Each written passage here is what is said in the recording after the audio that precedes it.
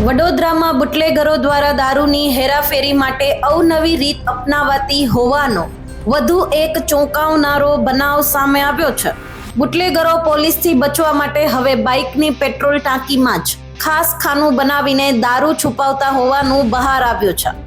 મળેલી બાતમીના આધારે છાણી પોલીસને ઓમકારપુરાથી બાજવા તરફ જઈ રહેલા એક બાઇકને અટકાવી તપાસ હાથ ધરવામાં આવી હતી. તપાસ દરમિયાન બાઇકની પેટ્રોલ ટાંકીમાં શંકાસ્પદ રીતે બનાવેલા ખાનામાંથી ઇંગ્લિશ દારૂની કુલ 188 બોટલો મળી આવી હતી. પેટ્રોલ ટાંકીમાંથી દારૂની બોટલો નીકળતા પોલીસ પણ ચોંકી ઉઠ્યા હતા. આ મામલે છાણી પોલીસે ગોપાલ ચેતન રાઠવા અને અજય ગોપાલ રાઠવા નામના 2 આરોપીઓને ઝડપી લીધા છે. પોલીસે બંને આરોપીઓ પાસેથી આશરે 60,000થી વધુ રૂપિયાનો મુદ્દામાલ કબજે કર્યો છે. છાણી પોલીસે આરોપીઓ સામે પ્રોહિબિશન એક્ટ હેઠળ ગુનો નોંધી વધુ તપાસ હાથ ધરી છે. દારૂની આ નવી રીતથી હેરાફેરી કરવામાં આવતા હોવાથી પોલીસ તંત્ર વધુ સતર્ક બન્યું છે.